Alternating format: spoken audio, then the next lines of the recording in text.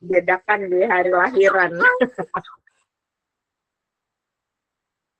Bener banget, dar banget ya Kak ya. Karena Hamin satu aku udah mau ngeblast buat teman-teman buat diundur sebenarnya. Tapi pas aku lihat ternyata banyak banget nih partisipannya yang datang, yang daftar juga gitu. Jadi mau nggak mau kita sesuaiin jadwalnya, kita coba usahain buat tepat waktu sesuai dengan jadwalnya. Nah, mungkin aku mau kenalin juga Kak Melati nih ya. Kak Melati ini udah berpengalaman lah, kurang lebih 7 tahun. Terus juga founder Digital Writing Studio, punya sertifikasi BNSP Digital Marketing dan eh, Digital Writer. Terus di Lampung lagi bangun juga Lampung Digital Academy nih, buat ya kayak pelatihan, workshop gitu juga sih sebenarnya teman-teman. Jadi kalau ada yang mau kepoin tentang pelatihan-pelatihan, boleh banget ada di Instagramnya Lampung Digital Academy gitu teman-teman. Oke, thank you ya Satria buat backup. Aku izin share screen juga nih. Udah kelihatan belum ya? Oke, materinya. Udah aman-aman. Aman ya? Oke, jadi tadi udah kelihatan ada dua suara bayi, Mbak. Jadi dadakan ya dimana aku nggak nyangka juga sih HPL itu Juli atau jadwal lahirannya tuh bulan Juni, salah Juni awal gitu. Terus kayaknya tanggal 20 masih aman deh gitu. Karena masih cukup lama ya hitungannya masih ada sebulan apa 3 minggu lagi gitu. Ya nggak taunya kemarin 2 hari yang lalu kontraksi dan akhirnya lahiran gitu. Syukurnya lahirannya nggak yang berat gitu, yang operasi gitu. Jadi recovery-nya nggak begitu berat lah gitu. Jadi baru pulang kemarin, hari ini ya saya udah di rumah gitu. Cuma ya masih fokus recovery ya teman-teman. Oke, jadi tadi udah sedikit diceritain sama Satria gitu ya kalau UX writer. Nah, sebenarnya kalau nggak salah tuh UX Lampung itu, UX ID Lampung sudah pernah ya bikin materi UX writing gitu ya bareng Kak Alverta ya kalau nggak salah ya. Kebetulan beliau juga temenku, dia ex-nya UX writer Gojek dan sekarang jadi UX writer di Booking.com di Belanda gitu. Jadi aku juga ibaratnya teman dan jatuhnya apa ya kayak mentorku juga karena waktu beberapa rekrutmen UX writer dulu aku juga sering nanya-nanya sama beliau gitu kan untuk proses study case gitu kan dan lain-lain gitu. Nah mungkin aku mungkin ceritain lengkap suara aku kedengeran kan ya, ceritain lengkap sih terkait karir di UX writer sendiri gitu ya. Oke, ini tadi sudah dijelasin dikit sama Kak Satria. Jadi teman-teman, aku tuh sebenarnya background asli sekarang ini tuh fokusnya tuh ke digital marketing sebenarnya. Jadi lebih luas lagi, bukan UX writer aja gitu ya. Karena dari awal tuh karir itu aku nanjaknya tuh pertama kali tuh jadi copywriter. Jadi di dunia startup gitu ya. Jadi salah satu copywriter di ID Code Host namanya. Kalau yang anak programming mungkin tahu ya, yang beli hosting, domain gitu-gitu. Nah, aku termasuk tim awal untuk membangun sistem writing-nya, baik itu konten, media sosial, dan juga landing page dan kayak kebutuhan writing di perusahaan. Nah, di sana itu teman-temanku tuh banyak support gitu ya. Jadi kenapa akhirnya aku sempat switch karir menjadi UX writer itu di tahun pandemi. Nah, mungkin cerita dikit background aku kenapa di UX writer. Di pandemi itu lagi hiring mass banget kan ya, banyak startup tiba-tiba banyak bukaan lowongan gitu kan, terus banyak yang dapat investasi gede-gedean dari investor gitu kan karena digitalisasi. Terus dan UX writer itu menurut aku tuh menarik gitu karena dari standar writing itu secara salary itu lebih tinggi teman-teman dibanding mungkin statusnya yang fokusnya ke marketing karena ada basic trend apa teknis yang mesti kita kuasai ya paling enggak paham lah programming dasar front end sedikit gitu ya. Terus tahu bagaimana tahapan-tahapan kalau misalnya kita mau bikin sistem aplikasi dan sebagainya. Karena kan kita bakal incasnya di sana dan ketemunya sama orang-orang yang bikin apps dan sebagainya. Jadi standar gajinya lumayan gede gitu kan. Nah itu yang bikin aku kayak cukup termotivasi gitu kan.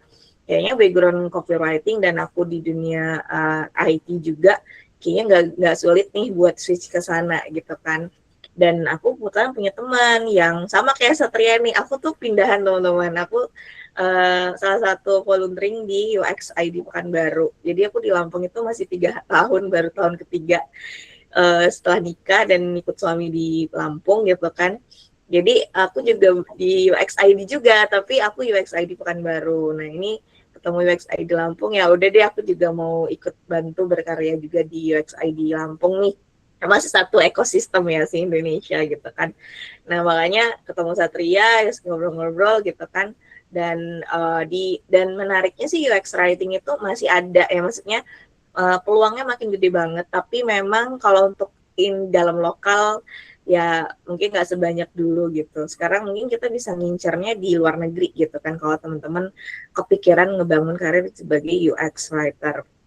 Terus sekarang dedicatednya aku tuh lumayan banyak ya, karena mungkin banyak background yang sangat loncat-loncat gitu. Jadi banyak yang aku kerjain itu cukup berkaitan sama edukasi gitu ya, education technology. Makanya lagi ngebangun tadi collab-nya sama Digital Writing Studio. Jadi ini studio writing ya teman-teman, yang aku diriin udah masuk tahun kedua sebenarnya, dan mau mendedikasikan kantor juga, mungkin akan banyak kelas offline juga nanti di tempat Satria ya, di Surga Tech gitu, di Surga Space gitu kan. Dan ada sertifikasi BNSP juga gitu ya, untuk apapun digital marketing. Nah ini juga aku baru dapat agreement juga nih, kalau teman-teman mau ngambil sertifikasi UX designer BNSP itu juga bisa via Lampung Digital Academy gitu ya. Ya boleh, nanti mungkin kita akan mau infoin misalnya sertifikasi-sertifikasi yang berstandar nasional udah kita coba bawa nih di Lampung. Jadi teman-teman gak usah susah-susah nyari keluar gitu kan, di Lampung bisa gitu. Dan itu yang jadi visi juga sih, mendirikan Lampung Digital Academy yang lagi ongoing ya. Mudah-mudahan bulan depan aku juga udah fit gitu, wawancara mau launching offline gitu, kali aja ada yang mau ikutan gitu kan, boleh gitu. Nah ini mungkin background aku. Jadi di UX writer itu kalau di total mungkin sekitar 3 sampai 5 tahun ya. Aku cukup pindah-pindah cukup banyak. Pertama aku dapat, sebenarnya kalau untuk UX writing itu cukup banyak foto, tapi banyak freelance juga. Jadi beberapa ada penawaran tuh dari Instigo juga pernah bantu, Lemonilo juga Lampung landing page-nya, tapi sebagai konsultan waktu itu. Terus Inspigo itu penawaran, cuman aku telat respon, jadi akhirnya nggak diambil gitu. Dan yang benar-benar aku full time itu di sebagai serial product copywriter. Jadi ada istilah lain selain UX writer itu adalah sebagai product copywriter. Itu sebenarnya mirip sama juga sebenarnya, lebih kurang istilah lain juga namanya product copywriter di hukumonline.com. Kalau mungkin teman-teman tahu almarhumnya suaminya Mata Najwa Shihab itu perusahaan beliau juga salah satu ya, jadi media hukumnya Indonesia. Aku part of dari beberapa produk mereka yang lagi mereka buat gitu. Jadi kayak ada produk chatbot untuk hukum, justika. Jadi mereka produknya cukup banyak tapi di bidang hukum digital. Pindah dari sana aku dapat penawaran lagi ya, dan aku coba lagi aku suka di dunia edukasi gitu. Itu UX writer mau belajar apa, dan educate sebenarnya aku masukin ya. Educate itu juga masuk di sana. Jadi educate itu mirip kayak LinkedIn juga, tapi sistemnya untuk landing page AI. Misalnya kalau teman-teman mau bikin platform LMS yang instan gitu, mereka itu. Dan aku bangun developing di sana untuk apps-nya di awal ya, onboarding, email dan sebagainya. Dan juga mau belajar beberapa, walaupun sekarang mereka kayaknya nggak ngerunning lagi ya, karena mau belajar apa dulu dibangun waktu lagi dapat proyek prakerja gitu. Nah setelah itu kayaknya ini deh, aku masih ada hawa-hawa marketing gitu. Akhirnya switch lagi deh ke marketing, sampai sekarang aku masih fokus di marketing dan juga lebih banyak sih di training gitu ya. Training, marketing, yang hampir semua sih. Aku juga bangun sistem sendiri di apps perusahaan, dan sekarang lagi belajar AI. Ya mungkin itu sih untuk sekarang ya. Oke, kita mungkin masuk aja terkait mengawali karir sebagai UX writer.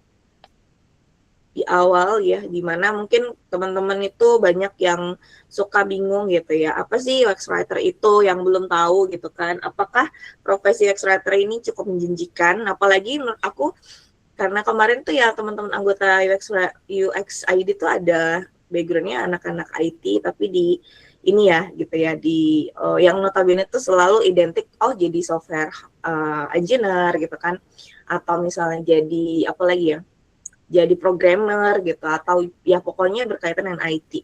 Nah gimana ya Kak, aku juga banyak curhatan gitu ya teman-teman di anak mungkin yang perempuan notabene yang kayak aduh berat banget ya kayak di sektor IT gitu ya, aku nggak bisa ngoding misalnya, gimana ya, oh, ada loh gitu ya yang paling nggak teman-teman ngerti alur bekerja membuat program gitu ya atau membuat sistem, tapi teman-teman nggak ngoding kok gitu ya, tapi memberikan sebuah apa ya, memberikan sebuah apa ilmu di sisi nulisnya gitu ya, yaitu membuat landing page yang mungkin ramah untuk pengguna, kemudian bisa apa ya, bisa memudahkan orang buat memahami si aplikasinya dan sebagainya. Itu disebut dengan UX writer, di mana istilahnya dari user experience writer ya, gitu kan, bahasa dari itu. Nah, tadi udah mungkin kita skip yang pertama ya, perjalanan karir pribadi, kemudian memahami profesi UX writer, kemudian kenapa kita mesti tahu sih proses desain produk, kemudian tren industrinya yang sekarang apakah masih relevan buat teman-teman perjuangan gitu kan.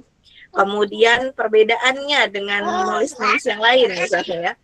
Kemudian tantangan apa sama prinsip-prinsip yang mesti kita miliki sebagai seorang UX writer sama membangun portofolio. Mungkin kita ada quiz-quiz kecil juga nih kalau yang mau gitu kan ya. Oke.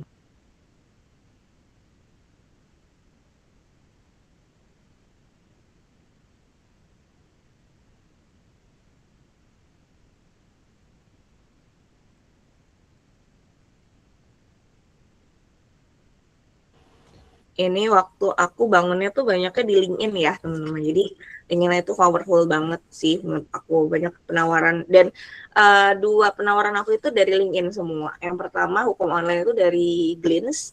Kalau yang mau belajar apa itu via LinkedIn. Nah ini bangun banget di bisa teman-teman ini gitu ya, terapin banget kalau di LinkedIn itu luar biasa nih kalau penawaran-penawarannya. Oke, kalau definisi tadi sudah sedikit jelasin sih apa sih UX writer. Jadi UX writer itu adalah sebuah profesi yang menuliskan sebuah copy, ya, sebuah penulisan produk digital.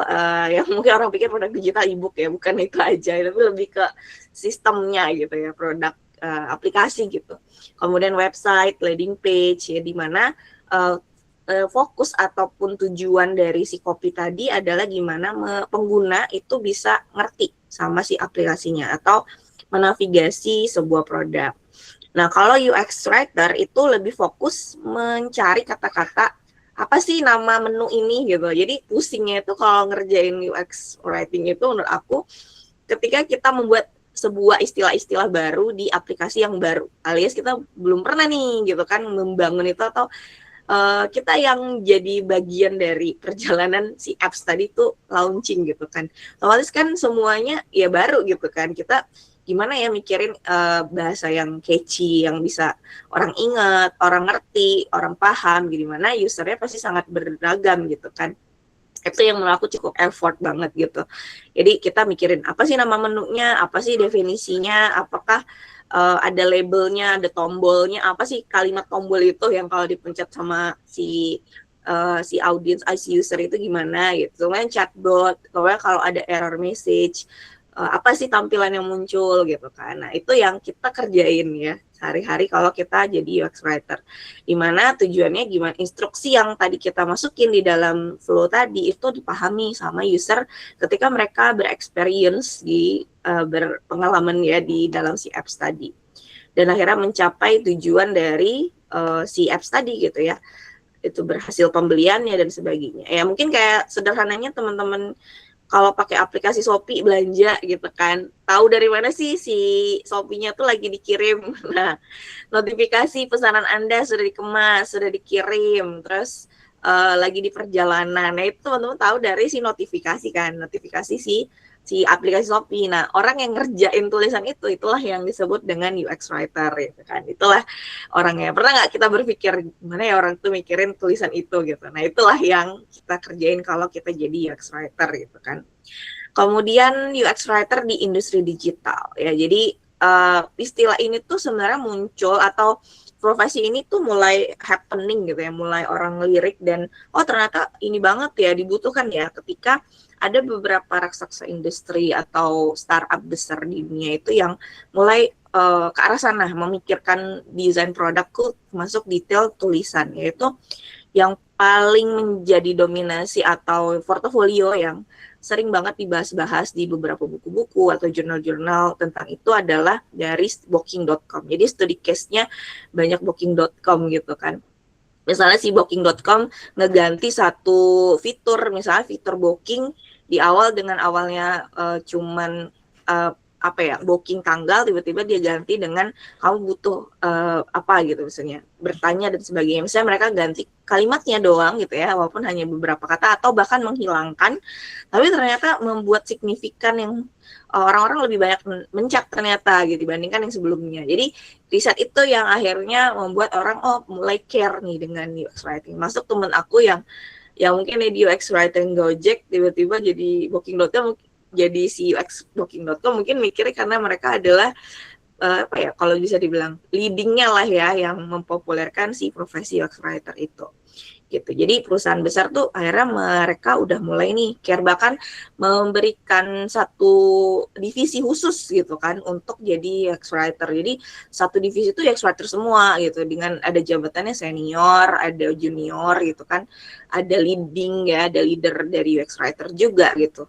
Karena mereka pengen fokus ke sana. Apalagi kalau apps-nya tuh udah jutaan yang pakai kan gitu. Itu ininya dedicated banget gitu. Banyak banget tampilannya.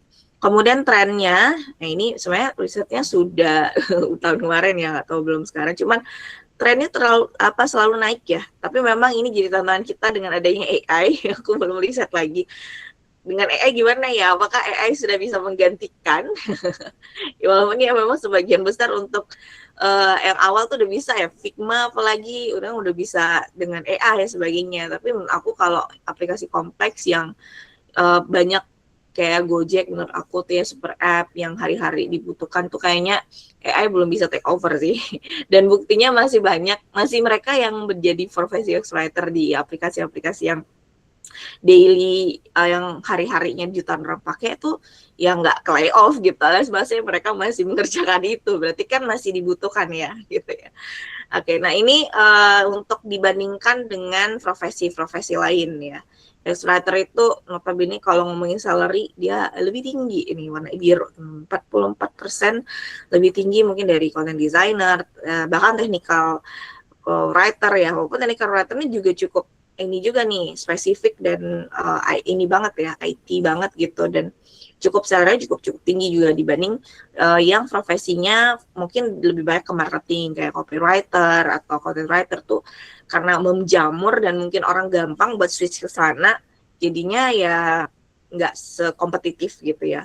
Sedangkan kalau UX writer tuh cukup nyari orang-orang itu agak cukup sulit gitu. Makanya kenapa salary-nya agak lebih tinggi dibandingkan profesi menulis digital yang lainnya. Oke, nah benar sih Kak, kalau misalnya kita memulai memikirkan nih, misalnya teman-teman nggak ada background, aku nggak tahu nih teman-teman di sini tuh pernah dengar, ya aku belum riset lagi semuanya.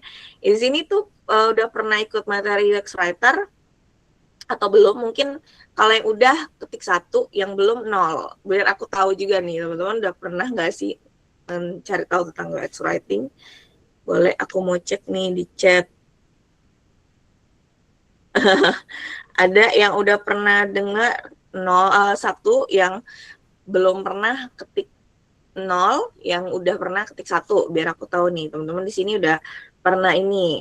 Oke, oh ya ada banyak yang belum berarti. Oke, berarti aku nggak basic banget ya, karena aku takut levelnya, Kak Mil aku udah pernah denger nih cerita tentang ini gitu, jadi kayaknya basi gitu. Jadi aku kayak tahu nih teman-teman tuh, aku caranya tuh yang beneran ini yang baru atau yang berulang-ulang gitu kan. Oke, berarti aku lanjut aja ya.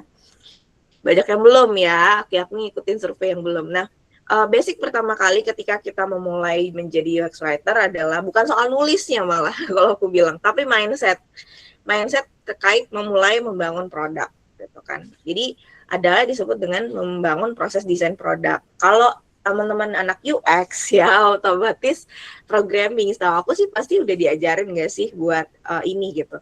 Apalagi kalau nih yang mungkin lagi skripsian soal UX soal programming di kampusnya, ini aku notabene mikirnya ini anak mahasiswa semua, boleh banget loh ngambil topik UX writing karena masih sepi. Menurut aku tuh nggak berat juga ya, nggak begitu berat kalau mau bikin survei skripsian tentang UX writing gitu, karena lebih banyak kualitatif, jadi agak semi-semi sosial juga gitu kan, karena yang dicari adalah bagian orang memahami si tulisan-tulisan yang ada di apps gitu kan, tapi masih ada teknisnya gitu. Nah ini menarik nih, kalau nih mau konsul mau ngomongin skripsi kak, aku mau konsul ngomongin UX writer skripsi aku gitu, boleh ya aku bantu nanti, karena aku nggak se-effort teman-teman mau ngomongin coding dan sebagainya gitu, kalau misalnya dibolehin ya sama dosennya gitu ngebahas tentang ini. Kemudian kenapa sih harus paham tentang memahami desain produk? Di awal itu desain produk tuh apa sih? Ya maksudnya kita basic dulu untuk sebelum masuk ke UX writing-nya. Desain produk itu adalah sebuah proses di mana kita memulai membayangkan sebuah desain, menciptakan, memperbaiki dan menyelesaikan masalah yang mana penggunanya udah kita tahu gitu. Ada lingkup yang mesti kita pahami ketika kita mau terjun dalam membuat aplikasi ataukah membuat produk dalam digital, terutama website. Itu 3, pertama sih riset user atau pengguna. Kalau di dunia IT ngomong user atau pengguna ya itu user ya. Tapi kalau di marketing aku nggak bisa pakai kata user, biasanya tuh pakai kata customer. Walaupun sebenarnya sama ya, pengguna juga atau pembeli. Tapi kalau di dunia IT biasanya ngomongnya user, pengguna. Kemudian yang kedua adalah prototype dan desain. Ya, bentuknya seperti apa, aplikasinya berupa apakah aplikasi di App Store atau di Android ataukah landing page aja website gitu kan, itu itu juga masuk bagian lingkup yang di desain produk. Kemudian proses launching dan monitoring ini juga, jadi lingkupnya ada 3 tahap ini. Ada proses launching, mungkin ada teman-teman pernah dengar beta tester, ada proses update ya kan, kita aplikasi suka update. Nah itu juga masuk ke dalam proses desain produk gitu. Nah terus, nah ini cukup ya kalau design thinking, ini masuk juga nih ya. Jadi di proses kalau yang di startup gitu kan, tiap hari tuh ya kerjanya ini teman-teman, circle-nya gitu ya. Kalau bisa dibilang tuh entah teman-teman pernah dengar project management, entah itu sistem Kanban atau sistem agile, Scrum gitu-gitu ya. Ya aku nggak gitu pahir juga soal itu karena nggak sekompleks itu juga waktu aku di startup ya waktu itu. Jadi kebanyakan sih masih metode agile aja gitu kan. Tapi ya ini yang hari-hari kalau kita nanti terjun sebagai writer, kita juga jadi part of di sistem ini. Pertama ada empathize, kemudian divine, masuk ke ideation, design prototype, kemudian review, implement, dan sebagainya. Jadi ini kayak circle yang akan kita lewati tiap hari ya sebagai UX writer gitu. Entah itu nanti di awal proses divine, kita kira nanti si project manager ataupun si product owner, misalnya sama product owner, kita mau bikin fitur apa ya, misalnya gitu kan. Ya, sederhananya mungkin si aplikasi Gojek. Oke, fitur untuk si Go Ride-nya misalnya. Kalau misalnya sistemnya udah ada nih Kak, kayak Gojek itu mereka bikin apa lagi hari-harinya kan udah ada gitu. Ya mereka bikin optimize lagi, misalnya apa yang perlu diperbaiki, apakah tadi sekarang masalahnya adalah soal kesulitan. Aku kan suka pakai apps ya. Sekarang tuh lagi banyak keluhan soal aplikasi Gojek itu, mereka sekarang susah banget dicari gitu ya, setiap booking tuh kayaknya jauh-jauh. Aku juga kayak mesti 3 kali order gitu baru ketemu gitu kan, misalnya kalau rumahnya pinggiran sebagainya.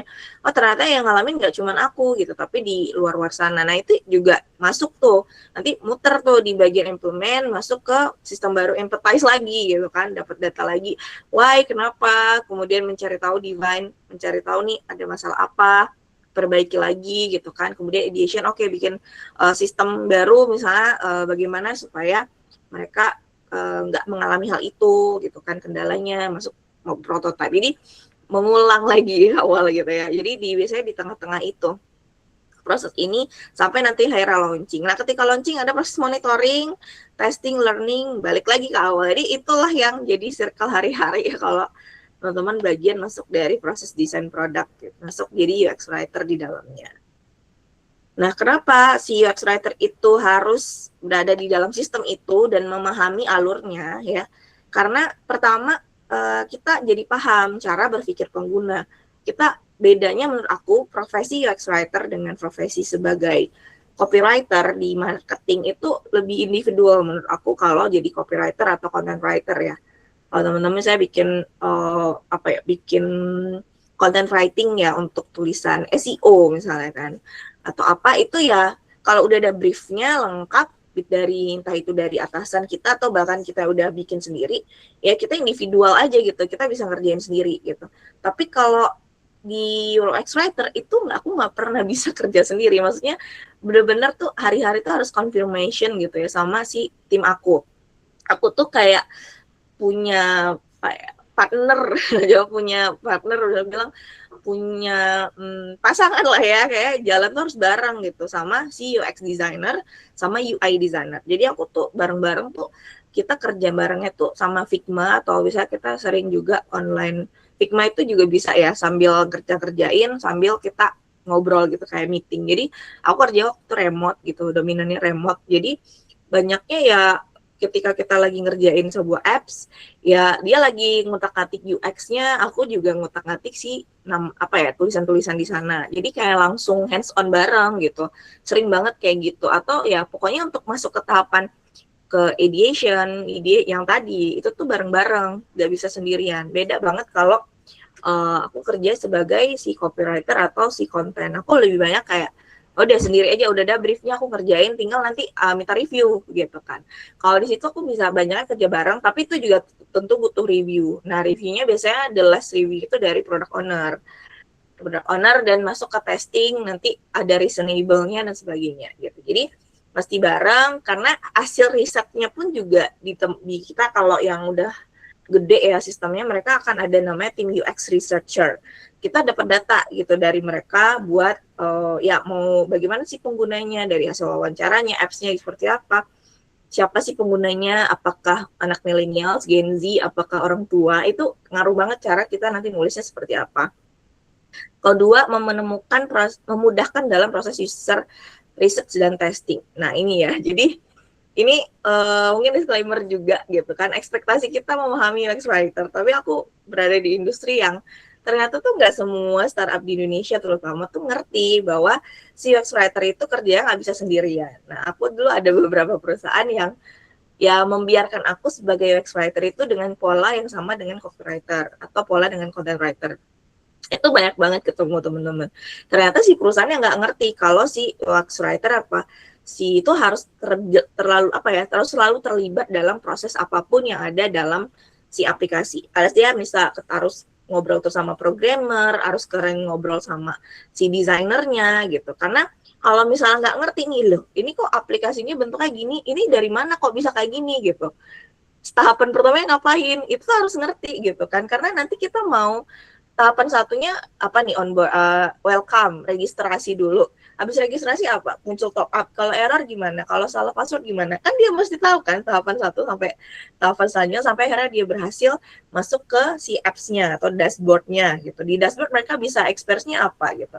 Nah, ada di fase aku kayak nggak dilibatin di sana, tiba-tiba udah dikasih aja brief buat ngerjain halaman ke-5 misalnya.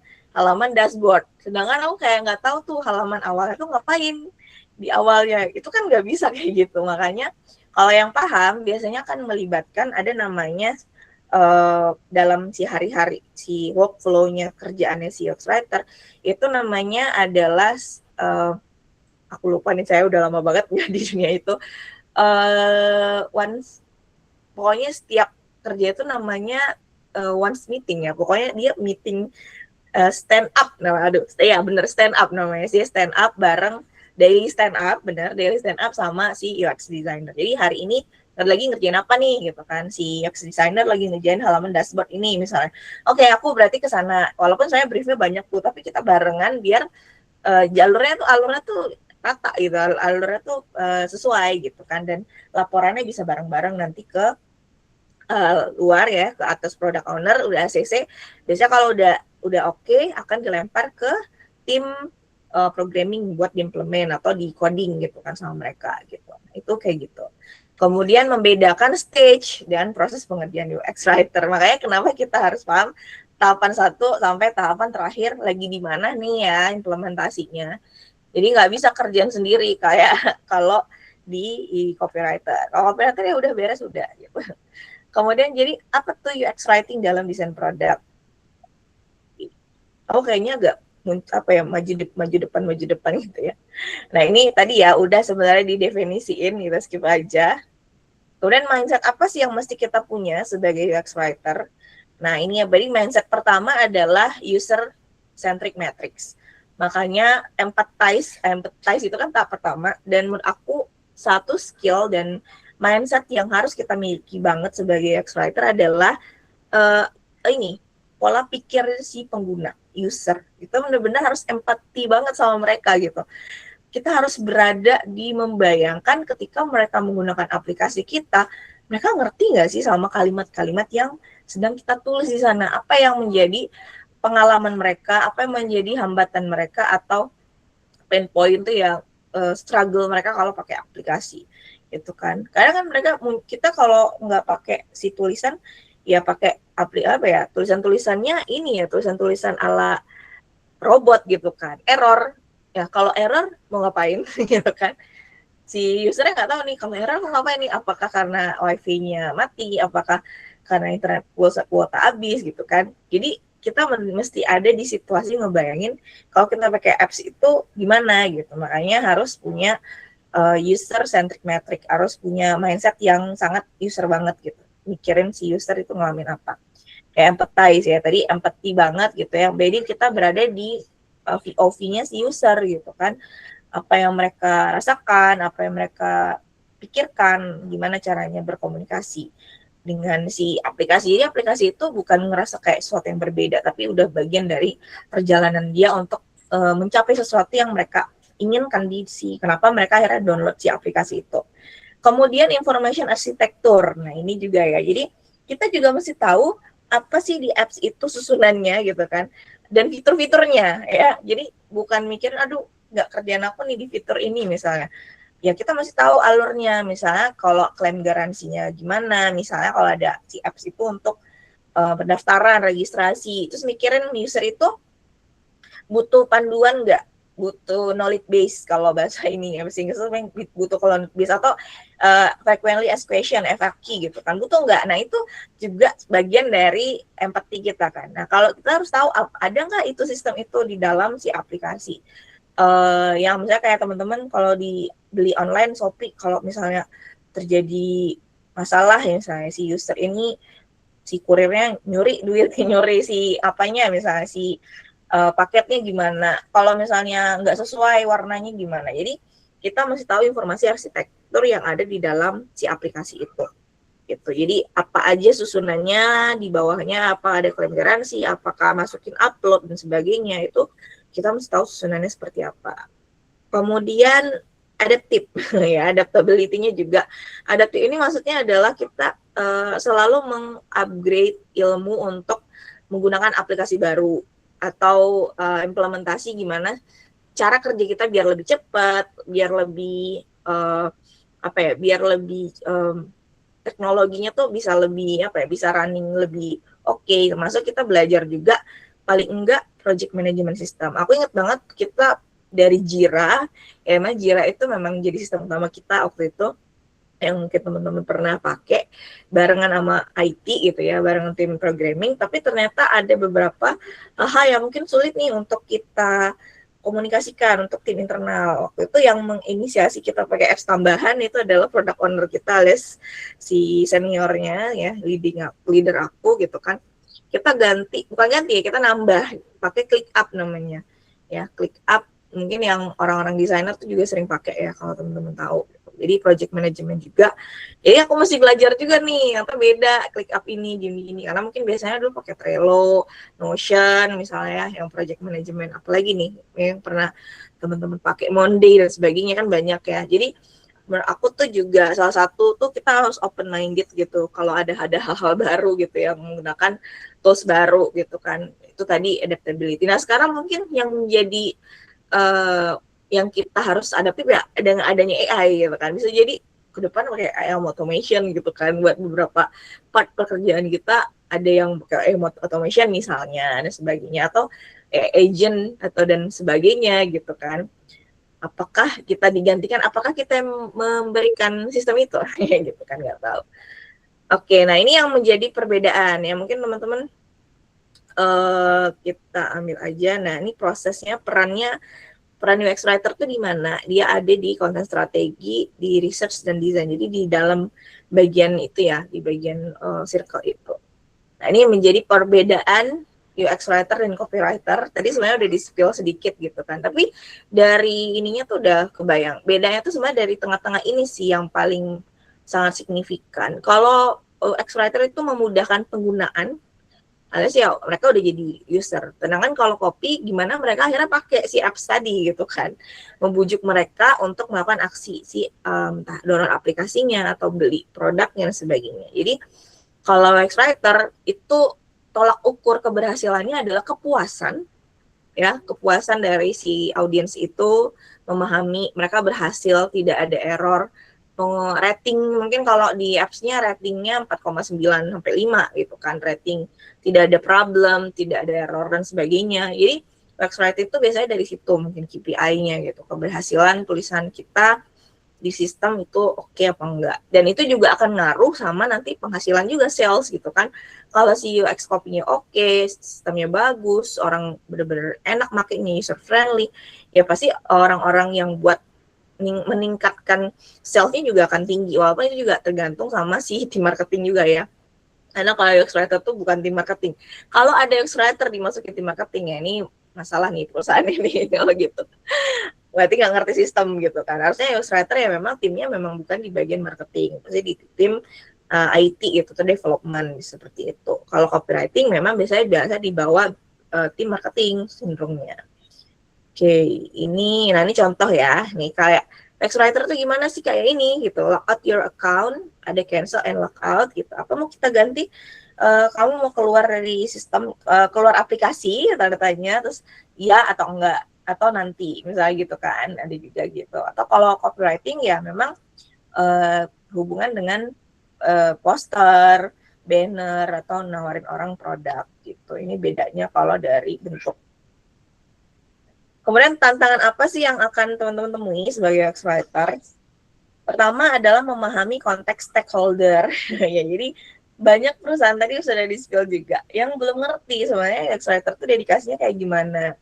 Dan mereka juga kadang-kadang tuh belum punya guideline atau panduan bagaimana caranya berkomunikasi dengan audiens mereka. Alias dia belum punya ada identitas gitu.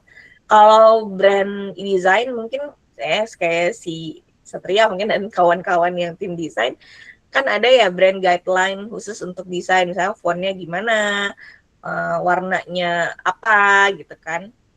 Nah itu lebih populer gitu ya, atau bisa orang bilang tuh mood board gitu kalau desain. Tapi kalau writing itu nggak ada ya, maksudnya belum populer gitu. Ternyata itu perusahaan harusnya ada kalau perusahaan gitu kan, atau aplikasi. Nah, aku tuh juga termasuk yang menjadi apa ya, memikirkan itu dulu di perusahaan aku yang pertama ya, di Adukohos, aku bikin sistem writing guideline gitu. Jadi writing guideline itu gunanya ya ketika pun aku nanti tidak dikerja di sana, orang-orang nggak ngerasa itu mereka keluar gitu dari perusahaan. Artinya merasa perbedaan kan ada tuh ya, saya kayak tim utama resign yang biasa ngerjain kopinya, tiba-tiba cara berbicaranya di marketingnya jadi beda, kok bahasanya beda ya gitu ya. Itu karena mereka nggak punya panduan atau writing guideline bagaimana cara berkomunikasi pesan secara virtual tadi ya, dalam bentuk tulisan misalnya, cara apakah pakai Anda, kamu, apakah pakai kata sobat gitu kan. Nah yang kayak gitu sih gitu, itu perlu menurut aku ada guideline juga di writing, masuk writing product UX gitu, biar kita mungkin kalau lihat kopinya Gojek itu nggak pernah berubah kan, kita tahu itu apps Gojek kayak gitu, Vive-nya gitu. Walaupun mungkin aku juga tahu mereka udah sering ganti juga tuh timnya di dalam misalnya. Ya tapi tetap aja mereka sudah punya ya tadi sistem itu ya, sistem guideline writing yang seperti apa. Kemudian yang membedain yang lain adalah UX writer tuh UX writing itu karakter jumlahnya terbatas. Dan itu yang sering berantem itu aku sama tim desain ya. Jadi kadang-kadang tuh kalau UX design itu kadang-kadang udah ngasih guideline, udah ngasih space gitu kan, biar cantik looknya si apps tadi di karakter dibatasi. Misalnya tombol itu ya dia bilang cuman 4 maksimal 4 huruf. Nah itu yang kayak gitu. Jadi dibikinnya tuh briefnya 4 chart maksimum gitu kan. Terus di sampingnya misalnya cuman 3 paragraf misalnya 3 kalimat gitu. Ya kayak pop up atau misalnya yang lain-lain itu tuh udah dikasih karakternya berapa, dan mau nggak mau sebagai UX writer kita harus bisa memikirkan tujuan dari si apps tadi itu sesuai dengan karakter yang sudah dibatasin gitu ya, sama si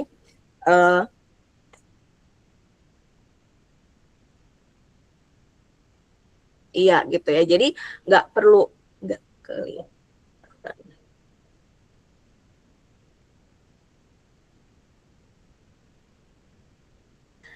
Oke, jadi itu gitu kan, dan itu yang sering jadi tantangan. Tapi kadang-kadang aku juga pernah bilang kayak ini nggak perlu ada tulisan, nggak usah, jadi diganti visual. Aku juga pernah kayak gitu. Jadi kayak di bentuk visual aja tuh juga user udah tahu gitu. Aku juga pernah bikin kayak gitu kayak. Jadi kita mesti harus banyak diskusi sih kalau ngomongin karakter dan pop-up-nya seperti apa. Kemudian UX writer juga nggak cuma nulis. Jadi ada dokumentasi, ada ngurusin panduan kadang-kadang, kemudian juga dia terlibat dalam proses riset gitu ya. Misalnya alur flow-nya kayak gimana, baiknya gimana, kayak gimana notifikasinya dan sebagainya, itu juga aku terlibat tuh di dalam sistem waktu kita ngebangun si apps launch-nya seperti apa. Nah ini jadi bukan hanya cuma nulis aja. Nah, ini adalah prinsip-prinsipnya ya. Ini 3 ini harus memenuhi dari si UX writer yang baik. Pertama ada clear, infonya jelas, kemudian konsis, efektif, jadi nggak kebanyakan tulisan, tapi juga nggak sedikit gitu. Jadi jangan sampai terlalu sedikit jadi ambigu. Nah, itu nggak boleh juga. Kemudian useful, solutif.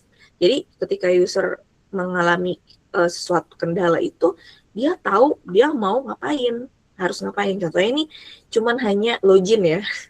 Selogin aja tuh mikirnya kayak gini. Kalau originalnya mungkin kalau bahasa robotnya failure gitu kan, gagal misalnya. An authentication error occur, terjadi sebuah error. Ya orang yang bahasa kan barat banget ya bahasa robot. Ya, oke, nggak tahu mau ngapain nih. Nah, kita ganti jadinya lebih clear. Nah, gimana cara tahu? Oh, orang tahu ini adalah error. Sign in error. You enter incorrect password. Nah, orang tahu, oh error aku nggak bisa masuk nih. Sign in karena aku salah password. Karena dia ngasih tahu di sini. Oke. Ya, tapi cuma tahu aku salah password doang. Tapi aku nggak tahu harus ngapain gitu kan. Nah, baru masuk ke konsis. Nah, konsis ini adalah kita mensimplicity, maksud itu tanpa terlalu panjang. Jadi mereka tahu mereka salah password hanya dengan satu kalimat wrong password. Berarti konsis itu mensimplicity dari si clear tadi. Walaupun kita tahu maknanya itu, kita bisa aja kalau mau disimplicity lagi gitu kan dengan satu kata dari kalimat yang sebelumnya. Jadi wrong password. Ya udah, kalau ke wrong password kepikirannya buat kita ganti password lagi kan, cari yang benar-benar password yang benar gitu. Nginget-nginget lagi yang salah apa. Nah, kalau udah memenuhi 3, yang terakhir ada useful. Useful itu adalah solutif. Nah, apa yang harus dilakukan kalau orang salah password? Yang pertama ada bikin tombol 2 nih, try again, dia ulang lagi, atau dia melakukan pemulihan password karena dia udah lupa passwordnya apa, atau recover password. Jadi 3 inilah yang memenuhi prinsip-prinsip UX writing. Apakah harus selalu begini ya? Kadang-kadang aku cuma pakai clear aja sama useful juga sih gitu. Tapi sebaiknya memang baiknya kita juga pakai konsis. Kalau misalnya konsis ini bisa kita berdayakan, karena konsis ini kan mempersingkat sebuah makna ya. Kadang-kadang tuh itu yang agak sulit tuh ketika kita ketemu sama satu case itu, terus kita pengen case itu kan belum pernah nih terjadi di apps-apps lain misalnya, itu kan agak menyulitkan ya buat user baru misalnya. Ya mau nggak mau tuh ya kita pakainya agak panjang, yang penting mereka ngerti. Makanya teman-teman mungkin sering tuh ngeliat aplikasi baru tulisannya panjang-panjang kalau di dashboardnya ya, karena mungkin mereka belum memahami juga gitu ya untuk gimana cara mensimplicity si konsis tadi. Makanya banyak banget ada review-review tulisan baru gitu kan, itu untuk ya mereka bisa expertnya lebih memudahkan, dan itu juga akan memperingan sistem juga. Kalau tulisannya kebanyakan ya itu akan menambah beban dari ini juga kan, si dashboard dan sebagainya. Ini sebenarnya makin panjang ya, apakah mau di skip dan sebagainya. Oke, nah kemudian workflow-nya, nah ini workflow-nya hari-harinya, daily-nya ngapain sih? Pertama memahami project yang lagi berjalan, ya tadi bagian dari itu tadi. Kemudian research, ya hari-hari itu memang research ya. Hari-hari itu research sama si yang project yang lagi dikerjain. Sudah masuk ke sana, kita masuk ke drafting. Biasanya aku tuh kayak ada di dokumen doc aja sih, atau Excel, kayak bisa ada pilihan 1, 2, 3, misalnya kan, drafting dulu nih, bentuknya gimana, udah masuk ke peer review. Itu biasanya aku discuss sama UX designer atau UI designer itu ya, balik menyocokkan dari si draft project tadi ke dalam sistemnya, atau implement langsung ke apps-nya. Aku kadang-kadang mau langsung ke Figma-nya gitu, dimasukin gitu ya, atau dibikin beberapa option. Masuk ke sana nanti kalau ada, jadi ketika kita udah implement dalam, maksudnya dalam si prototype ya, bukan implement di sistem, di prototype itu biasanya ada review, ada tanggapan, atau misalnya ada, kita mesti punya reasonable. Nah, ini tuh yang sering banget kalau kita mau hiring tuh yang dicari tahu sama si HR ataupun user review gitu kan, itu di reasonable. Kenapa kamu kasih tulisan seperti itu? Dengan apa yang ingin kamu gain dari si user tadi supaya mereka ngerti ini kenapa. Nah, itu yang sering terjadi, kita kasih tulisan tapi alasannya kenapa kita bikin tulisan itu. Nah, itu kita sebagai UX writer harus bisa menjelaskan untuk mempertahankan dari si ini kita ya, si kerjaan kita tadi gitu ya. Kita harus bisa memberikan argumen itu, makanya kenapa kita harus tahu proses research. Masuk ke ketika ternyata ada feedback nggak akhirnya diedit, masuk edit, circle baru finalisasi. Biasanya kalau udah finalisasi itu masukin implementnya ke dalam sistem yang prototype, atau kita juga mendokumentasikannya bentuk Excel ya, dimana nanti itu akan diterapkan langsung sama programmer atau tim development ke dalam aplikasi yang benar. Jadi nggak dari Figma-nya atau dari desainnya, tapi mereka masukin dari si dokumentasinya, entah itu dari Excel atau ada apps lain. Kalau biasanya itu pakai si apps-nya. Baru deh project itu udah done ketika udah masuk ke proses development. Berarti kita masuk lagi ke project fitur baru lainnya. Itulah workflow hari-hari kerjaan UX writer ya. Oke, masuk ke ini sesuai nggak sih? Aku takutnya kepanjangan. Nanti kasih remind ya kalau kepanjangan ya. Nah, ini contohnya kenapa sih micro copy itu penting. Ini contoh dari si booking.com yang ganti hotel ya, salah Google ya. Dia ganti dari book a room menjadi check availability. Nah, kalimatnya beda, diganti doang, cuman di sini book a room alias booking ruangan atau booking ini diganti dengan ketersediaan. Ternyata naikin engagement-nya 17%, alias orang lebih banyak ngeklik gitu. Oke, kemudian ini Gojek. Nah, aku juga sempat tuh jadi kendala ya. Aku nggak suka banget waktu Gojek itu punya apps-nya ketika payment ada sistem delivering time warna merah. Karena aku tuh bikin orang rasa, aduh makin lama nih orang bisa beli gitu, atau ada tanda merah tuh aku tuh tanda yang sangat negatif gitu ya kalau apps. Jadi experience-nya jadinya nggak menyenangkan ketika mau mau booking dan sebagainya. Nah, kemudian mereka hilangin dengan lebih ringkas dan ternyata naikin conversion-nya tuh tinggi, jadi 1,7%, dan berdasarkan empathy based message gitu. Jadi nggak selamanya juga ya, walaupun kita merah itu notabene kejujuran, tapi kadang-kadang nggak disukai juga sama si user. Kita mikirin banget user itu suka apa enggak.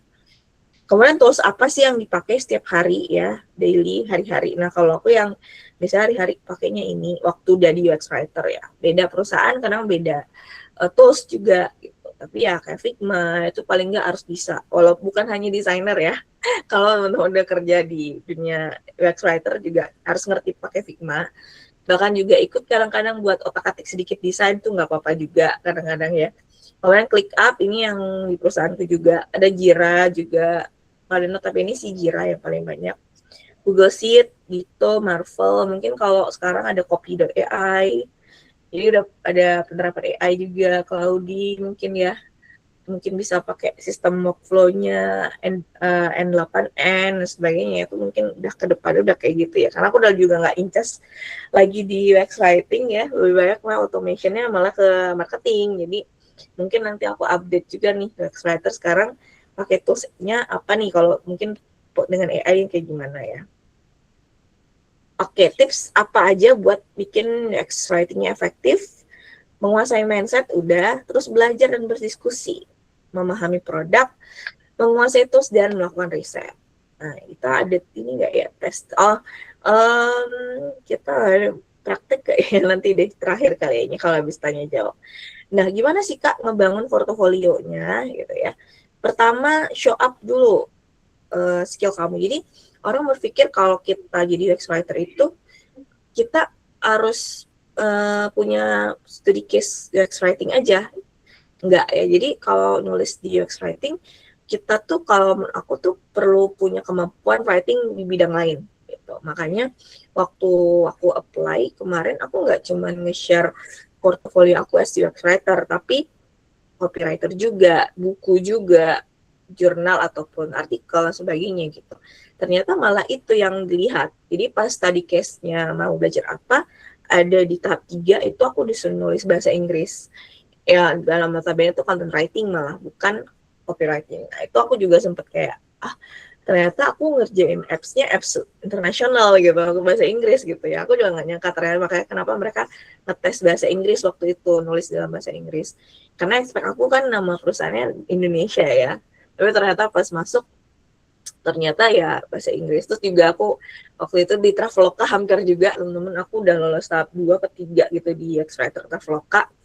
Nah itu juga nggak nyangka ternyata bahasa Inggris gitu ya. Maksudnya ya, proses interview dan sebagainya itu full English gitu. Jadi kayak menurut aku kalau perusahaan-perusahaan startup internasional Indonesia yang notabene udah usernya udah jutaan itu semuanya based on English semua. Jadi kalau teman kalau punya kepikiran di sana ya memang harus upgrade banget dalam nulis apapun speakingnya juga sebagainya di bahasa Inggris gitu. Itu juga jadi tantangan aku waktu itu udah tahap user interview juga. Dua aplikasinya teman-teman tahu mungkin ya, peer-to-peer lending Julo namanya, kayak Kredivo dan sebagainya.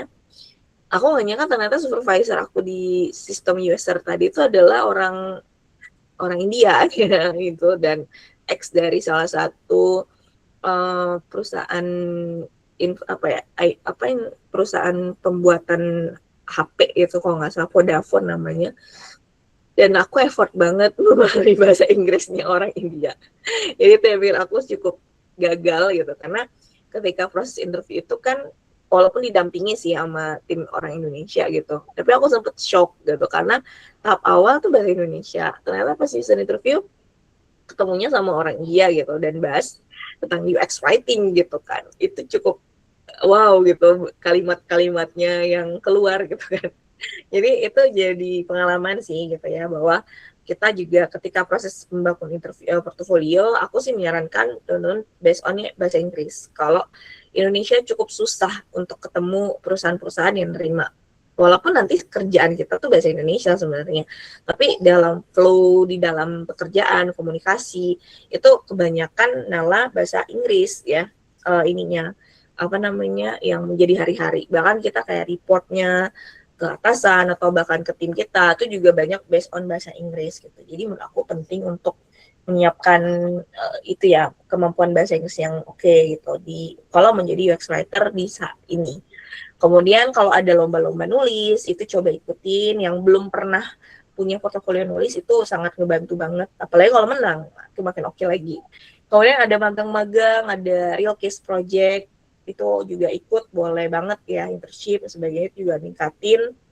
Bikin fake project, nggak apa-apa banget fake project itu ya. Banyak tuh temen aku juga yang UX designer tuh kayak bikin redesign di CA misalnya. Dia waktu itu bikin ya portofolio lah, nambah-nambah, dan lolos akhirnya sekarang jadi UX designer di Singapura ya, remote gitu kan. Ada yang kayak gitu ya, diawali dengan dia bikin kayak roasting lah gitu. Kita mungkin roasting UX writer-nya apa nih, aku dulu sempat roasting Traveloka ya, tapi aku sebagai user gitu merasa ada satu fitur mereka yang baru rilis tapi bikin aku jadinya salah pesan. Waktu itu mereka pesan bikin sistem ini ya, bisa pesan online ya via Damri, tapi aku salah pesan hari, jadi kayak kebalik gitu. Dan menurut aku tuh pengaruh gara-gara si sistemnya tuh nggak ini gitu ya, nggak oke ketika waktu booking. Terus juga waktu tuh salah bayar credit card juga pakai si apps itu, akhirnya mereka hapusin fitur itu gitu. Jadi menurut aku tuh cukup krusial ya, apalagi kalau ngomongin UX writing di dalam dashboard payment itu bahaya banget kalau si usernya salah masukin dan sebagainya gitu. Jadi kita bisa bikin fake project dari hal-hal yang mungkin kita resahkan sehari-hari, yang teman-teman mungkin sering pakai aplikasinya apa, coba kasih masukan. Nah itu juga bisa jadi portofolio.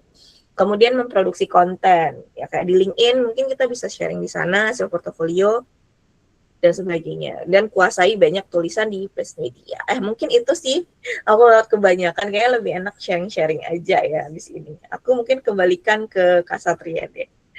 Thank you semuanya. Oke, thank you Kak Melati. Mantap, padat nih. Materinya padat banget, banyak banget slide-nya. Aku lihat tadi juga. Menarik ya teman-teman untuk materinya tadi. Ternyata banyak juga workflow yang perlu dilakukan untuk sebagai UX writer ya. Tadi ditunjukin juga, terus dijelasin juga ada prinsipalnya kayak clear, konsis sama useful. Itu ternyata yang konsis itu sih ya Kak, kadang terlupakan kayak dipadetin semua. Terus juga kayak workflow-nya bisa berbarengan gitu ya, kayak di UI UX itu juga ada juga untuk ya kayak writer-nya, copywriter-nya buat header dan sebagainya gitu. Nah, sekarang mungkin langsung aja kita ke sesi tanya jawab. Mungkin ada dari teman-teman yang mau open mic, langsung nanya ke Kak Melati juga boleh ya teman-teman, sebelum kita ke Slido, atau ada teman-teman yang mau ngechat dulu di kolom chat atau masih mau ketik juga pertanyaan di Slido, dipersilakan ya teman-teman. Kita coba lihat dulu. Ada nggak nih teman-teman yang berani mau open mic buat nanya langsung? Nah, coba raise hand-nya boleh. Boleh raise hand atau reaction juga boleh. Oke nih, siapa nih? Ada Kak Sandi. Oke, boleh-boleh Kak Sandi. Silakan pertanyaannya. Oke, halo Kak Melati dan Kak Satria. Sebelumnya perkenalkan dulu, nama saya Sandi, saya dari Lampung Selatan, Jatimulyo. Saya mau nanya nih ke Kak Melati, kalau kita mau mulai karir sebagai UX writer atau di bidang IT deh, di Lampung itu kesempatannya gimana nih? Terbuka luas nggak sih Kak? Atau Oke, menarik ya. Kalau ngomongin market Lampung, saya nanya Satria sih. Karena aku juga baru ya di sini. Soalnya kita bisa bangun ekosistem ya kalau di aku. Tapi kalau Kak Sandi nggak, menurut aku sih nggak perlu nutup ini ya, nutup peluang di Lampung aja gitu, jangan. Karena UX Writer itu menurut aku pekerjaan yang cukup dinamis untuk dikerjakan secara remote. Jadi nggak perlu apa namanya kayak, aduh aku mau dapat kerjaan di Lampung gitu kan, kerja kayak kerja pada umumnya kantoran gitu kan, pergi apa namanya, pergi pagi, saya pergi pagi pulang sore gitu. Enggak ya, kerjaan UX writer tuh masuk ke industri kreatif, yang mana flexibility-nya cukup tinggi gitu kan. Terus dan jangan dibatasin gitu loh. Maksudnya kenapa? Karena peluang UX writing itu tuh banyaknya dibutuhin malah di luar negeri untuk sekarang. Jadi kayak freelancer di Upwork, misalnya di apa namanya di freelancer luar negeri sebagainya itu banyak banget masih butuh gitu. Tapi ya notabene ya memang sellernya akan lebih gede kan karena base-nya dolar. Terus yang terakhir juga aku dapatnya dari agensi Lampung tapi kliennya luar negeri dari Belanda gitu. Jadi jangan dibatasin sih menurut aku gitu. Kalau kamu mau berkarir di UX writing gitu kan, jangan mikirnya lokal, tapi mikirnya global gitu. Mikirnya kalau nggak usah deh global, mikirnya nasional dulu deh gitu. Kayak aku tuh awal-awal bangun karir, mungkin aku skip cerita ini. Jadi ketika aku mulai ingin switch karir ya dari copywriter, aku udah senior waktu itu ya, senior copywriter ke UX writer itu di tahun 2020, pas pandemi ya, pas pandemi. Dan aku dapet tawaran, bukan aku apply ya, aku dapet tawaran jadi UX writer yang ruang guru pertama kali. Itu di tahun depannya. Jadi setahun aku ngebangun yang udah notabene itu udah punya portfolio aja, buat switch aja setahun nih ya gitu ya, dikasih kesempatan gitu kan buat itu gitu. Yang pertama kali aku lakuin ya pertama aku perbaikin portfolio ya, nambahin fake project, kemudian jadi pengisi kegiatan atau panitia lah di UX ID-nya aku aktifin. Karena kan sebenarnya kalau nanyain komunitas tadi nanya ya, UX ID itu juga bagian UX writer itu bisa gabung di UX ID. Kalau mau belajar UX writer ya di UX ID. Itu komunitasnya. Karena memang ekosistemnya di UX itu ya UX ID. Ya, terus habis itu aku ditawarin langsung via LinkedIn ya, langsung ke tahap administrasi udah lolos ya, tahap wawancara HR. Akhirnya masuk ke wawancara user dan testing. Nah, aku gagalnya tuh di user. Ternyata tuh kayak aku mungkin nggak cocok ya, karena user itu kan bukan soal kita skillnya bagus apa nggak juga ya, tapi kecocokan komunikasi kita sama si atasan kita, leader kita. Nah, aku mungkin agak kurang cocok nih di komunikasi sama si leadernya. Jadi ya aku gagal di situ waktu itu. Tapi itu jadi pengalaman berharga banget sih. Maksudnya bener-bener oh gitu ya komunikasinya, sistemnya gimana. Dan pas ngecek timnya juga sangat padat gitu. Aku mikir kayak kalau aku gabung di UX Writing Ruang Guru, aku punya ini nggak ya space ya. Karena tim mereka kecil dan kerjanya banyak gitu ya. Jadi pas itu tuh juga cukup bersyukur gitu ya lulus gitu ya waktu itu. Karena tahu bahwa ya nggak semuanya juga mesti nerima. Jadi kamu mikirnya jangan di lokal aja, tapi global. Diawali mungkin kamu aktif di UX ID ya, Satria ya. Itu. Oke. Oke banget, bener itu Kak.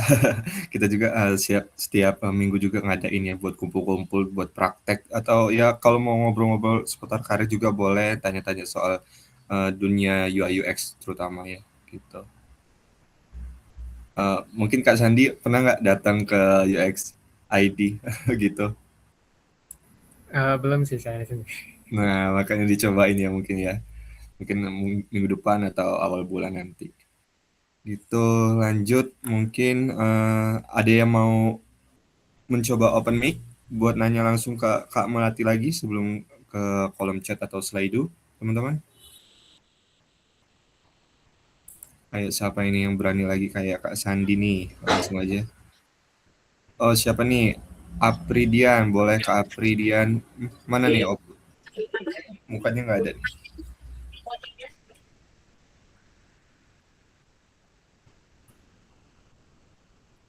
Oke, mungkin langsung aja pertanyaannya nggak apa-apa. Kak Apri. Cek. Iya, iya, masuk. Cek. Masuk ya? Mohon maaf nggak bisa on cam. Tadi ada sedikit menarik dengan pembahasan Pak Melati nyinggung ketika proses interviewnya. Kalau di UI designer kan atau UI UX biasanya interviewnya terkait ini Kak, apa namanya desain proses ya. Desain proses ya UI itu gimana, kemudian workflow itu gimana. Tapi kalau misalnya di bidang UX writer gitu, sejauh ini Kak, yang ditanyain di interview itu apa aja biasanya, supaya buat teman-teman yang mau terjun ke sini bisa tahu gitu apa yang perlu di-preparein. Mungkin itu aja.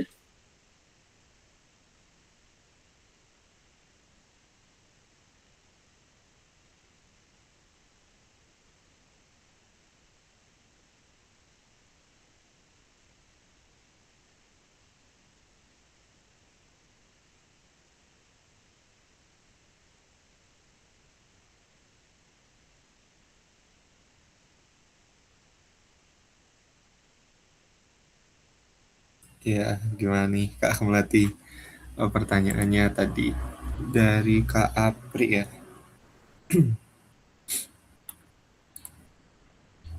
Oke, sorry lagi mengkondisikan suara.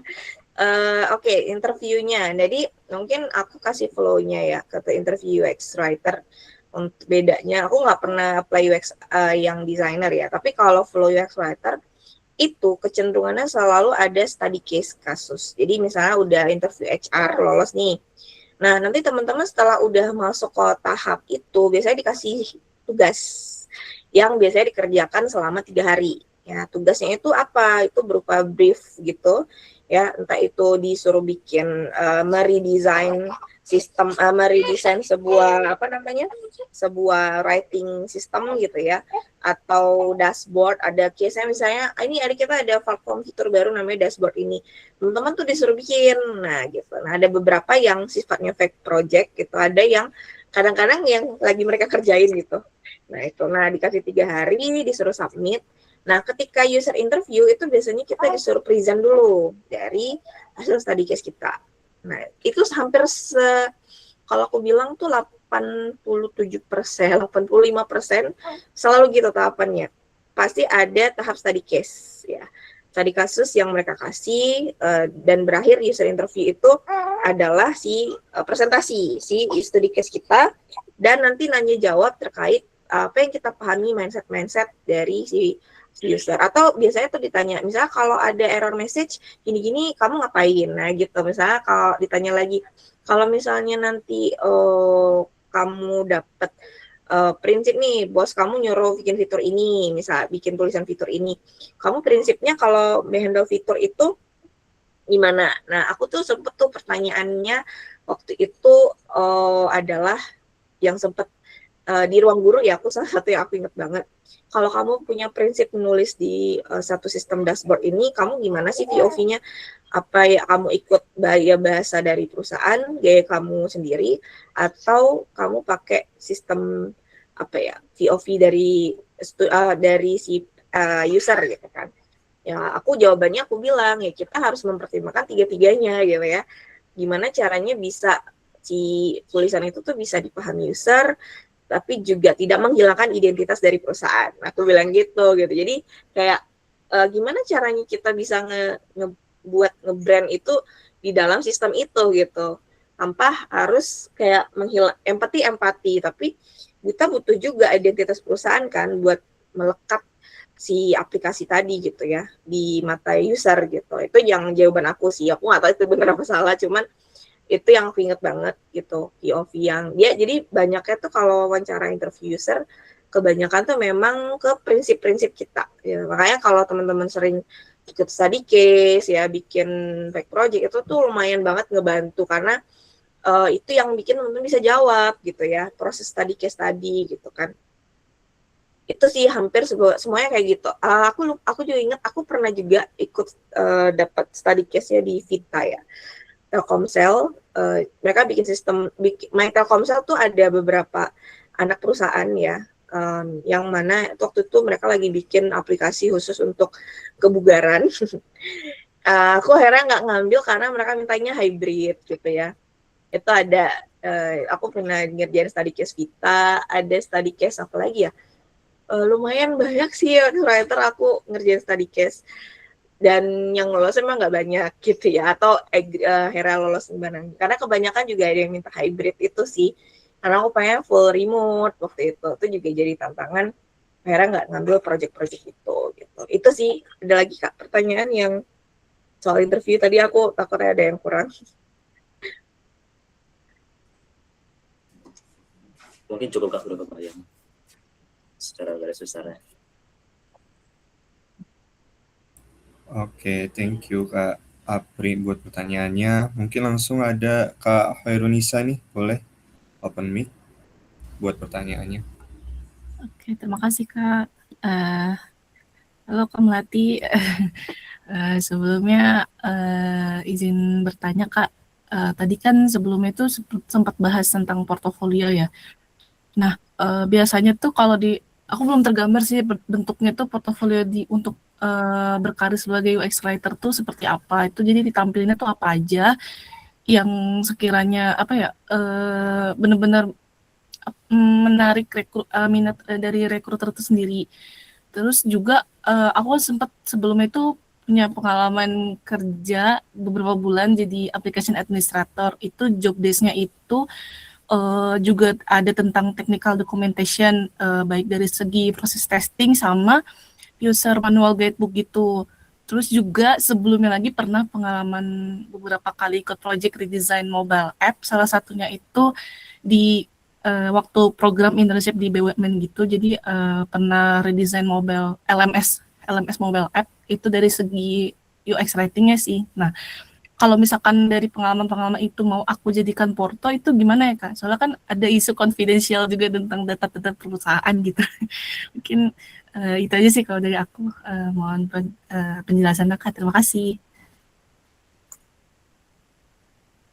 Oke, thank you Kak Nisa. Nah, jadi sebenarnya yang kamu kerjain itu udah bisa banget sih jadi portfolio writing gitu ya. Tapi coba kamu kalau mau misalnya tadi soal misalnya masalahnya soal konfidensial. Nah, itu coba kamu confirm dulu ke atasan gitu ya, atau ke mungkin yang berhubungan dengan project itu. Apakah itu boleh dimasukkan ke dalam portofolio kamu gitu ya. Yang notabene itu dipublish ya pasti disesuaikan ya dipublish offline, dipublish yang misalnya kalau coba dipublish itu sesuai dengan permintaan misalnya. Kalau boleh nggak di class share ketika diminta aja, bukan yang di website misalnya, karena kan ada portofolio publik, ada portofolio yang nggak publik kan ya. Nah itu coba dikonfirm dulu. Tapi memang kalau saran aku sih, kalau kamu punya project-project yang bisa diakses publik ya, itu yang misalnya kayak contoh nih aku punya project dulu bikin descriptions apps di App Store dan Android ya. Jadi waktu launching apps itu aku bikin bikin kayak welcoming page-nya, dan itu siapapun bisa ngecek gitu ya di App Store ataupun Android gitu. Dan itu tulisan aku gitu. Jadi kayak gitu tuh ya itu aku jadinya jadi portofolio. Terus apalagi jadi kalau aku coba kamu tracking kerjaan-kerjaan kamu yang bisa diakses secara publik itu dimasukin aja jadi portofolio gitu. Nah, tapi kalau ya dokumentasi teknis dan sebagainya itu sebenarnya bisa jadi portofolio. Cuma mungkin kamu bisa seleksi aja yang mana yang dipublish, yang mana enggak. Misalnya kayak kamu ceritain aja gitu. Misalnya kayak kamu screenshot aja misalnya page-nya halaman ininya, atau bukan page isinya ya, tapi page ininya aja, apa namanya, nah nama logo projectnya atau nama fiturnya aja gitu ya, bukan isinya ya, tapi kamu ceritain di samping sana, biasanya tuh ada scope of work, objektif dan sebagainya, kamu ceritain kamu dapat satu case ngerjain beberapa sistem, satu misalnya FAQ sistem, ini dan ini ya, kamu tuh jelasin achievement kamu apa, kamu ngerjainnya ini berapa banyak, berapa lama dan sebagainya. Jadi diceritain aja gitu, nggak perlu dipublish gitu ya si itu tadi, kecuali nanti kalau misalnya nanti diminta bener-bener gitu. Intinya orang tahu kamu ngerjain itu gitu. Itu sih. Nah, mungkin kalau ngomongin kerjaan tambahan lain, kamu jangan ngebatasin sih. Menurut aku portofolio itu cukup UX writing, UX writer semua isinya gitu kan. Ya kamu nambahin aja misalnya nambahin content writing, kamu nulis di Aiden Times, di Kumparan misalnya, atau Kompasiana.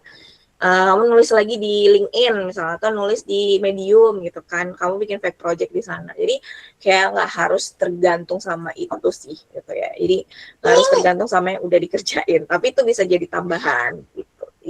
Jadi banyak gitu, portfolio jadi banyak, gak cuma satu atau dua aja gitu sih dari aku.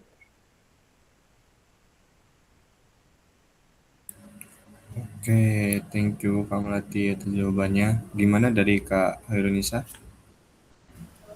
Oke, cukup Kak. Terima kasih banyak. Oke, mungkin nggak ada yang resen lagi, lanjut ke pertanyaan di kolom chat ya. Dari Kak Muhammad Farhan, ada 3 pertanyaan, mungkin satu yang masih relevan gitu ya. Oh apa nih Kak Melati lagi share? Mau dijelasin dulu Kak? Oh iya, aku nunjukin bentar nih kayaknya satu contoh. Oke.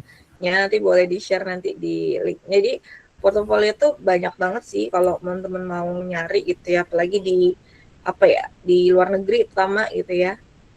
Ini teman-teman bisa aja sih nanti kita share aja apa aja sih di sana. Pertama ada homepage about, kemudian apa yang dikerjain, jadi kayak nggak harus semuanya dimasukin tuh enggak gitu, kayak sampel aja gitu kan, sampel. Kemudian study case, nah ini study case tuh yang cukup oke nih kalau teman-teman mau bikin. Jadi study kasusnya kayak UX designer juga ya, tapi ini fokusnya ke tulisan gitu. Ini salah satu contoh. Nanti ini aku share aja sih linknya ke ini, ke Satria, dan mungkin mau share ke grup juga nanti. Itu aja sih. Oke. Oke. Nah, langsung pertanyaan buat yang Kak Farhan. Yang pertama mungkin ada nggak sih komunitas UX writer kayak grup WA atau Telegram yang Kak Melati tahu gitu? Oke, kalau komunitas, kalau di Lampung ya UX ID sih. Tapi kalau aku sendiri itu ini, kalau teman-teman mau gabung ya di studioku ya, Digital Writing Studio, kita emang ada modul tentang UX Writing. Jadi nanti gabung aja, kita ada yang sebenarnya ini sebuah studio ya, jadi alumni kelas-kelas kita gabung di sana, tapi kita juga ada kok kelas-kelas gratis, kayak collab yang ini ya, terus ada kemarin sama teacher talent, kemudian ada sama marketing, banyak sih. Jadi kalau nanti mau gabung grup WA, boleh nanti aku share aja grupnya yang ada di Writing Studio gitu.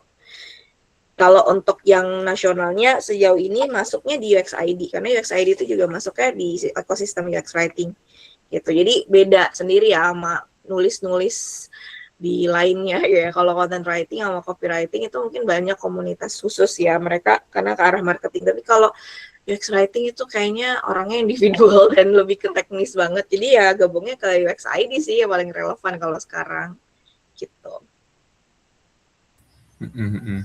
Nah, terus untuk nanggapin juga pertanyaannya yang lain itu kayak komunitas UX Indonesia ya bisa ya kayak UX ID Indonesia juga ada, atau gabung ke grup WA kita atau Telegram UX ID Lampung juga boleh sih Kak Farhan.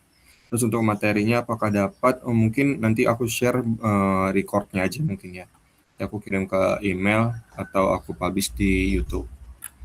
Gitu. Terus kita mungkin ada waktu 3 menit buat satu pertanyaan lagi mungkin dari Slido ya. Dari Iya, Slido bagus bajunya. kita lihat. Bagus bajunya. Udah makan tadi? Iya. Nah, ini ada dari Kak Anonymous ya. Kalau jadi UX writer, apakah selalu dari background IT ya? Kalau misal di luar itu, adakah tips belajar dan latihan as UX writer yang efektif nih Kak? Oke, menarik ya. Sorry aku mention soal itu ya. Mungkin aku kayak expect-nya tuh yang ikut ini anak-anak IT gitu kan, ya ID gitu. Jadi aku juga background-nya nggak IT Kak. Aku anak komunikasi malah ya. Sosial gitu kan. Tapi memang dari dulu punya apa ya, punya minat passion emang ke arah teknologi gitu. Jadi belajar sendiri gitu kan. Kayak aku pernah ikut les coding, pernah ikut ini ya, itu inisiatif sendiri gitu, bukan karena background kuliah gitu. Tapi kalau teman-teman mau ke arah sana ya nggak harus bisa apa kok bahasa pemrograman enggak gitu, nggak harus kayak gitu. Tapi paling nggak ngerti bagaimana sih sebuah produk itu bangun gitu kan. Karena tadi ya proses desain produk. Misalnya kayak proses pertama adalah ideasi gitu. Kalau dua ada proses brainstorming, terus bikin prototype. Terus kemudian tahu bahwa nanti si prototipe tadi akan diimplementasi dalam sistem ke tim development, di mana tim development tuh ya berkaitan dengan server, landing page dan sebagainya ya gitu. Jadi kalau dulu istilahnya tuh SDLC, aku lupa sih nama ininya SDLC. Jadi memahami SDLC itu salah satu jadi requirement kalau UX writing. Ya, aku lupa nama UX SDLC itu singkatan dari apa ya? Nanti taunya singkatan ininya doang. SDLC. Bentar, aku searching dulu deh. Atau ada yang bantuin searching. Apa tuh ya Satria ya? itu ada KAP, software. Oh ya, Development benar. Life Nah, benar ya Cycle. itu deh. Nah itu jadi kalau mau belajar ya paling standarnya ngerti itu software development life cycle gitu. Jadi kalau requirement-nya UX writing, ya biasanya sih gitu, kamu memahami SDLC, gimana sih cycle-nya sebuah software itu dibangun gitu. Jadi nggak harus punya background IT sih, tapi paling enggak ngerti sama nulis, ya nulis itu ya, kita kan kerjanya nulis ya, jadi nggak bisa basic-basic banget, paling enggak nulis dan menurut aku bahasa Inggris itu cukup sangat dipakai dibandingkan kalau copywriting gitu ya. Karena istilahnya tuh banyak bahasa Inggris sih memang karena kita pakai sistemnya atau pakai toolsnya banyaknya tools luar gitu. Jadi mau nggak mau memang bahasa Inggris yang cukup mumpuni itu dibutuhkan banget gitu.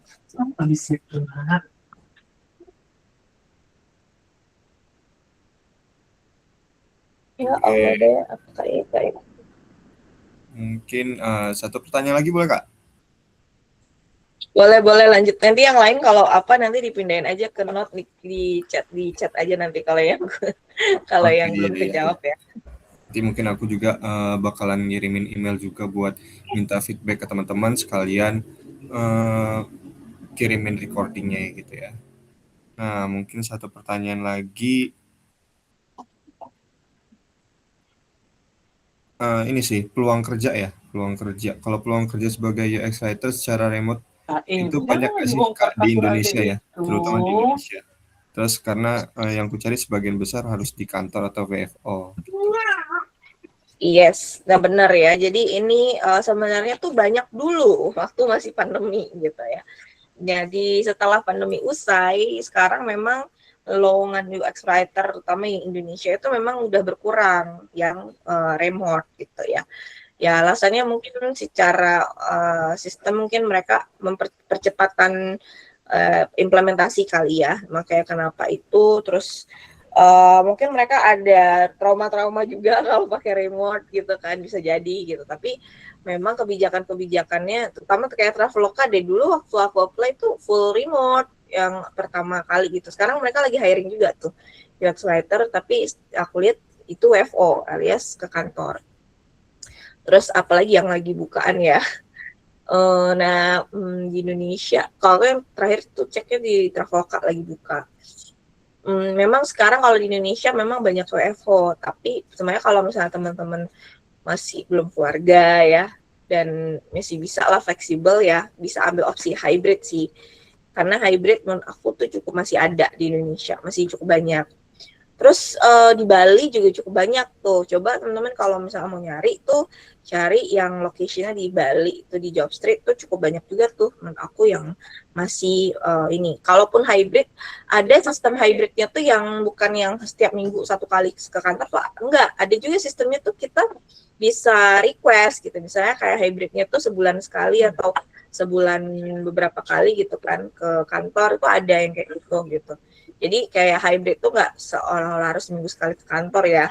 Coba didiskusikan gitu kan. Itu masih ada. Tapi memang kita di zaman sekarang memang agak effort memang mencari kerjaan UX writer untuk remote apalagi ya. Dan bukan hanya remote sih, tapi kayaknya keseluruhan gitu. Nggak sebanyak banget dulu. Jadi kalaupun mau, mungkin kita bisa ambil opsi di freelance dan ngambil project luar negeri. Kalau memang teman-teman mau ngebangun itu ya opsinya global sih gitu. Itu masih banyak peluang kalau opsi global gitu. Iya, menarik ya kalau misalkan WFO nggak dapat ya berarti secara nggak langsung kita nyari yang remote, apalagi global. Sama kayak lowongan-lowongan platform lowongan kerja ya, kayak Greens, LinkedIn juga masih works, kayak Jobstreet juga gitu. Nah, kalau mungkin langsung aku tanggapin nih, ada yang nanya Kak Hairunisa, freelance di mana situsnya yang ada UX writing Kak? Mungkin kayak ada 1000 Lancer, freelancer.com, terus juga ada kayak apa ya yang lagi rame itu juga, lupa aku namanya, dia logonya biru gitu. Nanti kalau aku temu aku masukin situ. Iya betul. Nah mungkin itu aja sih untuk questionnya mungkin ya. Sekarang kita sesi dokumentasi dulu mungkin. Jadi teman-teman boleh open cam juga biar kita ada dokumentasinya. Itu. Ya teman-teman yang belum open cam, silakan open cam. Kita mau dokumentasi dulu. Semoga materi dan jawaban-jawaban dari Kak Melati nambah ilmu baru ya buat teman-teman yang hadir. Ini aku baru lihat berapa nih. Yang open cam dikit nih. Ayo. Yang lain gimana?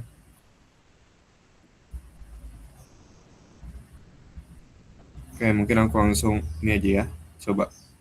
Mana nih yang open cam lagi? Tunggu. Siap. Izin screenshot ya. Screenshot 1, 2, 3. Oke, sekali lagi. 1, 2. Oke, thank you semuanya. Keren. Makasih buat teman-teman yang udah hadir hari ini. Ditungguin buat recording, terus jawaban yang belum sempat dibales atau dijawab sama Kak Melati, aku kirim lewat email ya. Terima kasih teman-teman. Selamat siang. Bye-bye. Thank you.